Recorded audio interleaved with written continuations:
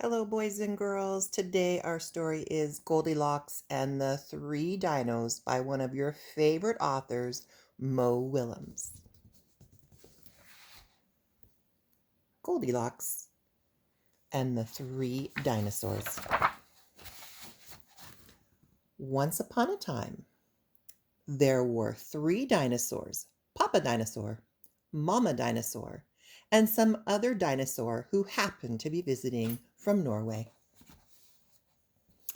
Sign says, "Home, sweet dinosaur home."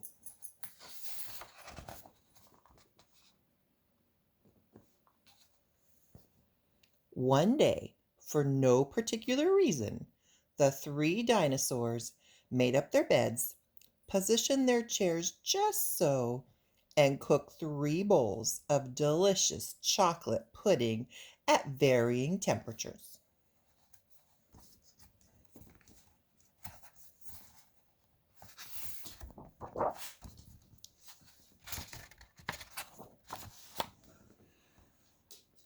"Oh boy," said Papa Dinosaur in his loud, booming voice. "It's finally time to leave and go to the, um, someplace else." "He, he, he. Yes," continued Mama Dinosaur. "I sure hope no innocent little succulent child happens by our unlocked home while we are, someplace else." "Har, har, harkus, har, har."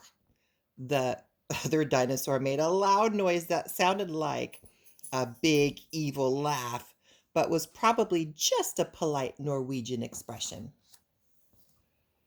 The three dinosaurs went someplace else and were definitely not hiding in the woods, waiting for an unsuspecting kid to come by. Sure enough, 5 minutes later, a poorly supervised little girl named Goldilocks came traipsing along. The sign says 0.2 miles to a trap, but they crossed off the word trap and wrote very nice house.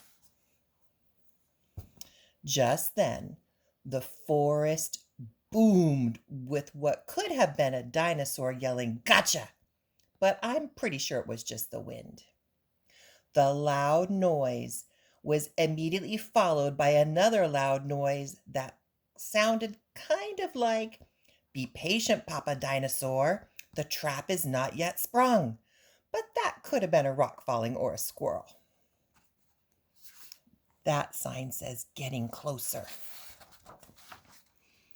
Either way, Goldilocks was not the type of little girl who listened to anyone or anything. For example, Goldilocks never listened to warnings about the dangers of barging into strange, enormous houses. So, as soon as Goldilocks came across a strange, enormous house, she barged right in. Inside, Goldilocks immediately smelled three bowls of delicious chocolate pudding. "Mmm," said Goldilocks, "that chocolate pudding smells delicious. If I could only get all the way up on top of that counter." Then Goldilocks noticed a very tall ladder that just happened to be there and certainly wasn't left on purpose. Goldilocks climbed up the ladder and found herself face to face with three gigantic bowls of chocolate pudding.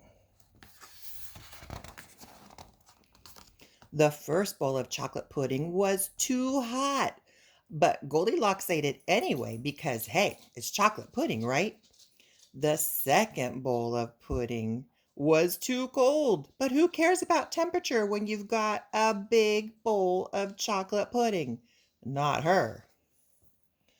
The third bowl of chocolate pudding was just right, but Goldilocks was on such a roll by now, she hardly noticed.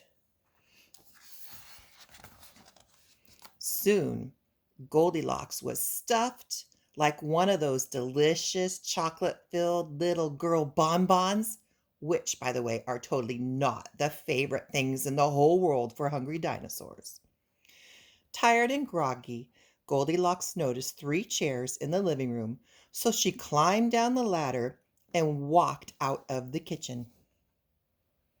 The first chair was too tall. The second chair was too tall.